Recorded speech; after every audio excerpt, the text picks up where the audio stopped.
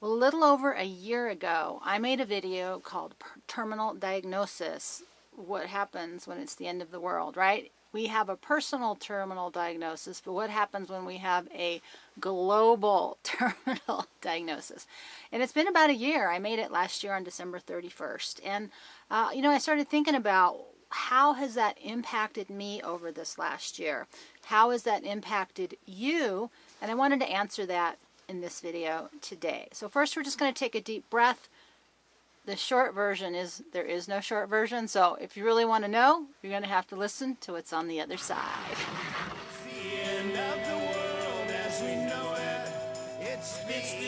I've been trying to do the first 1 minute bottom lining it, but there just is no quick, fast, easy bottom line when you come to talking about something like the end of the world as we know it, because it is literally maybe the end of the world as we know it for most of us. And humanity has survived previous extinctions. If you don't know what I'm talking about at all, you can go over to Suspicious Observers. He's got tons of information on the science behind it. My area of interest is more in the physical, mental, emotional, and spiritual aspects of the idea itself. One of the things that happens when we get an idea that's just too big to put our hands around, even though it's been a year, it's not in the mainstream media because, well, just as an FYI, if you don't know, I'm also a licensed therapist, social worker, so this is kind of my area. But if we get too much information in one moment, our brains can't take it in, and so we kind of shut down and we don't want to know about it. Something like the end of the world or an Earth catastrophe from the sun, what do you do with that? There's a lot of interesting theories. There's a theory that catastrophism is actually a trauma condition that we are currently in humankind suffering from. That because we experienced trauma in the past, you can see it in the stories that we were told were metaphor and myth. It's looking like there's less myth and metaphor and more, history, but that there's a psychological trauma that we have carried with us through time. And so even just hearing that idea would activate some people and shut them down altogether.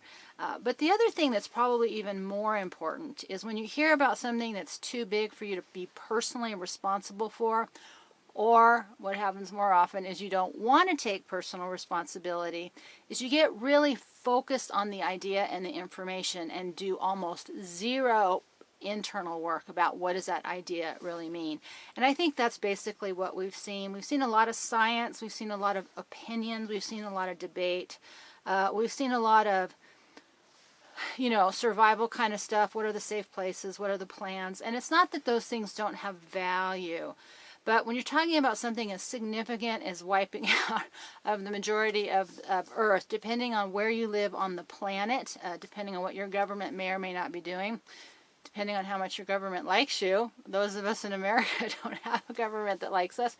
It's a pretty complex issue, and there's no way to really wrap your head around it because there's no precedent. In the same way, when people get, and I can tell you this, from experience, is when people get a health diagnosis, whether it's with family or themselves, it was a routine event that the health professional, whether it be doctor or nurse or whoever, would say, your loved one is dead, or this is your diagnosis, and the doctor would leave the room and I'd be there and they'd be like, so when am I going home? Or when can I see him so I can take him home? There was no ability to kind of register the news.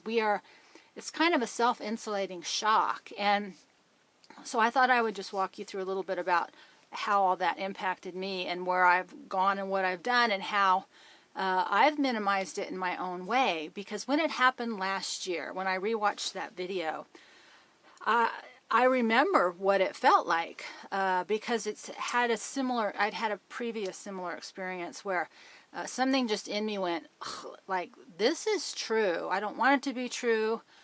It's true, and there's nothing I can do about it. In this last year, I started off talking about the Earth catastrophe because I thought, this is an area I know about. This is, I'm good at crisis, I'm good at trauma, I understand the psychology, I understand the physical stresses, how to minimize it, how to be healthy, all those things.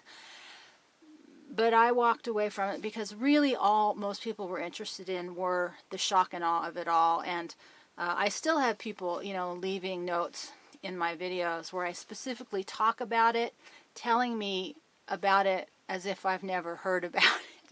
So we're just in this really weird place in our world where people don't have the ability to listen and reflect internally. Almost all of our effort is in trying to get other people to hear what we say. Very little effort is made to internalize it and say, okay, what does that mean for me? And there is a psychology behind that. But, in the same way as you get a physical or health terminal diagnosis, that there is a way to make peace with it. And it can be a incredibly liberating experience because you know how it's going to end. And so it really isn't even important whether it's true or not from making internal peace with it. And I think that's been my process through this last year, is that there isn't any way to know for sure if it's going to happen, when it's going to happen. I mean, there's a ton of evidence that it happens, but there is no way of knowing when, how, where, that kind of stuff. Then there's just a reality check. If you're post-baby making age group when it happens, or if there's a trigger that lets us know it's coming, you are going to be part of the people that are saved, because very few people will be allowed to enter into the safe places if there are any. And I don't think that's something that most people can register, even when you're talking about just basic survival stuff like natural disaster or normal collapse scenarios.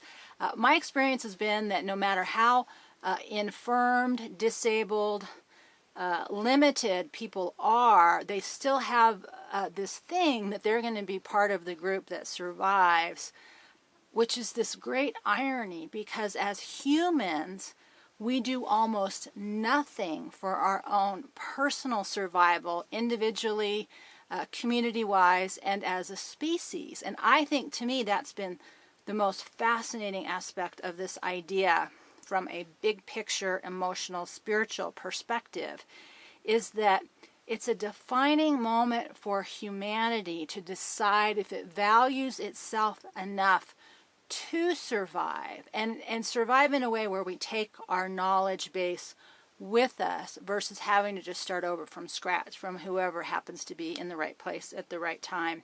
And so far, that doesn't look like what's happening. There are some efforts.